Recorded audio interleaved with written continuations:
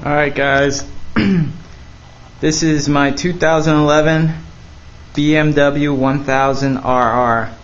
Today I'm going to install a Yoshimura Fender Eliminator kit. I installed some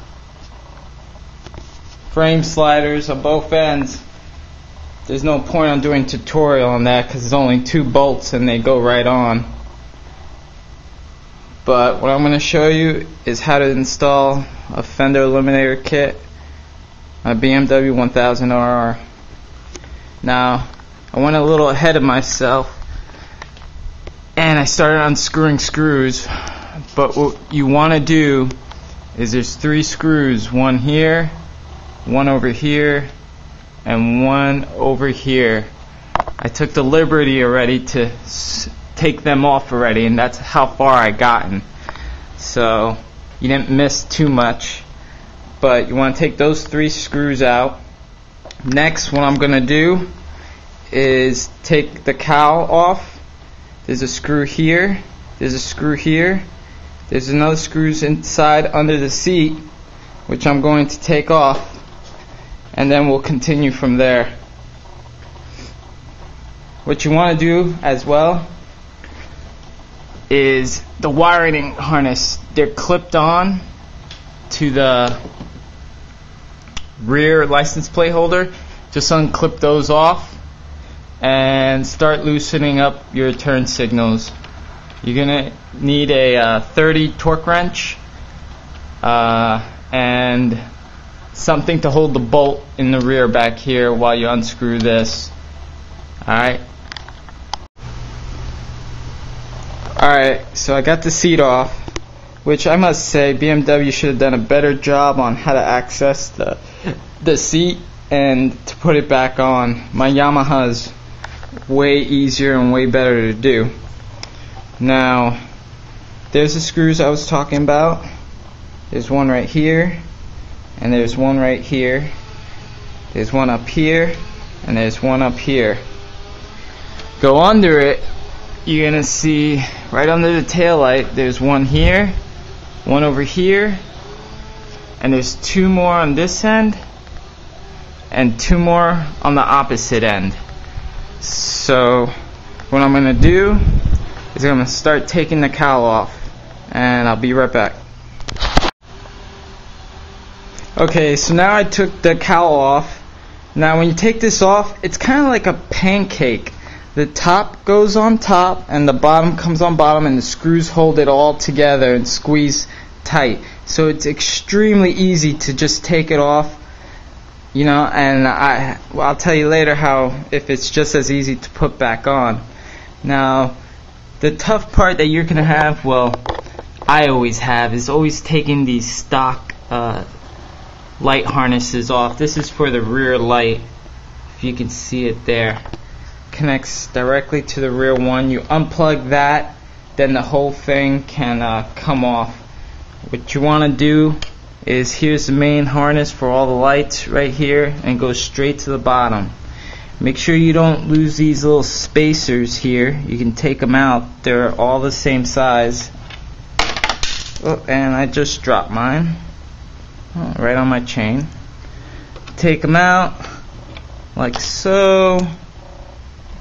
I got them out and put it in my box of goodies right there. I always separate my screws from body frames to like chassis or body work, and you know, for something else. So I mean, there's easier ways to do it. You can use my Craftsman tool bench there, which separates it all for me, but I'm not using that right now. Alright, so now what we're gonna work on is disconnecting this off of this, clipping the wires, and we'll be right back.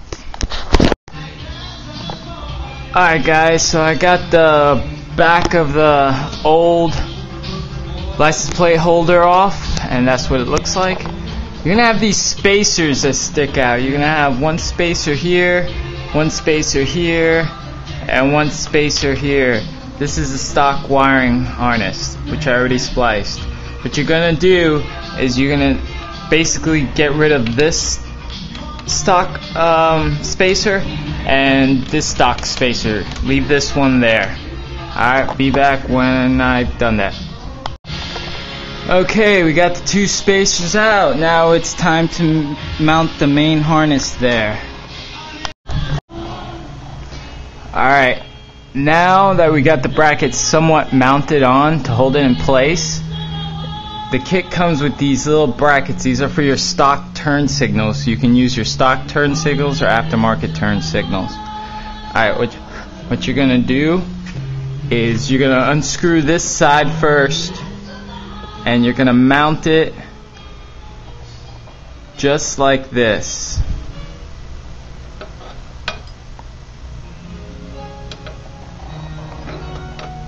Wait, I'm looking at the diagram. It's going to mount just like this. This is how it's going to go.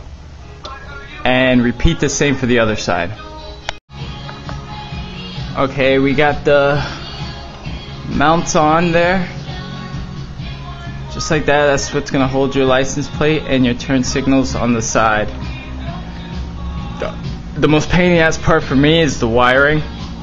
What's going to happen is you're going to suck this back into the chassis and have the wires feed up, and you'll wire it from the top.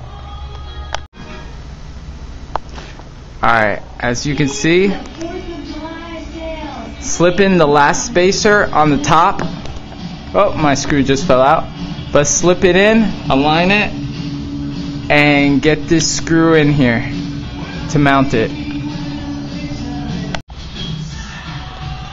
Alright, mounted the stock turn signals, perfect fit. Use the stock screws that you unscrewed it with on the original license plate holder.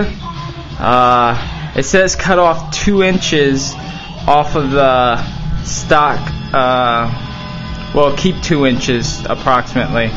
Got it a little short here, but it's no biggie. It still reaches, and I'll just black tape it closed. What I'm going to try to do is run these little tiny wires up to this hole and hide it all in there, because what's going to happen is you're going to have the stock, well, not the stock, excuse me, the aftermarket tail light LED, and that's going to go on like so, right on top of that hole.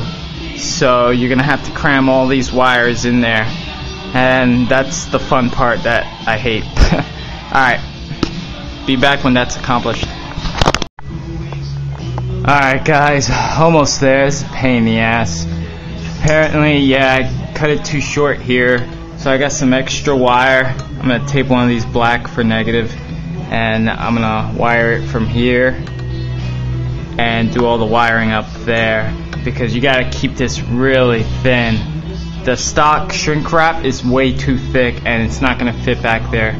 So I just stripped it all out, and coming up here, I pulled it out. There's the stock shrink wrap, and just gonna wire and tape everything together. Alright guys, I'm back. The Fender Eliminator kit is fully installed. That's how it looks. Let me turn on the bike for you guys. Put my hazards on. I don't think you can see it that well, but you see those 4 little dots? That's your license plate. Your license plate light. It's not as bright as I really hoped for it to be, but it's good enough. But there you have it. I'll give you a side view. Side view of how it looks. Very clean, very tight, very professional looking. Not that hulky black mess that was on there. I don't even know where I threw it. See, that's my Yamaha Fender Eliminator. Well, not my stock. Where is my BMW one? I don't know, I was so pissed off installing this that I just threw it. Oh, correction. that's my Yamaha. This is my BMW. They all look the same.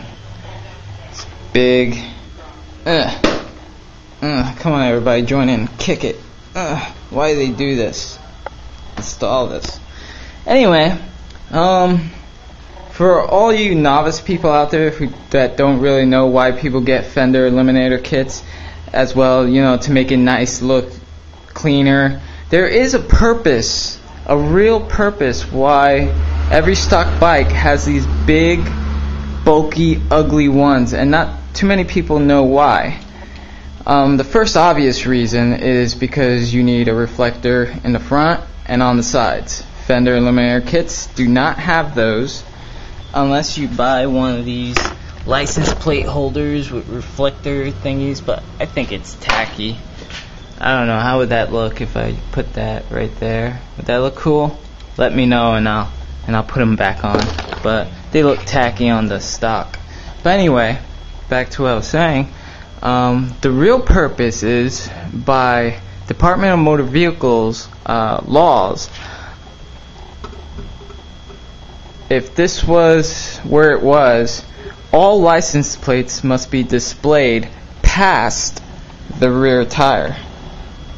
Fender Eliminator kits are a little bit before the rear tire, but just enough to get by.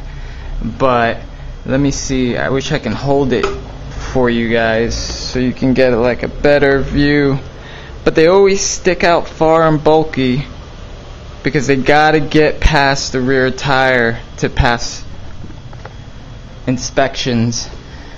Alright, well, that's it. I hope you enjoyed my little tutorial on my BMW S1000rr.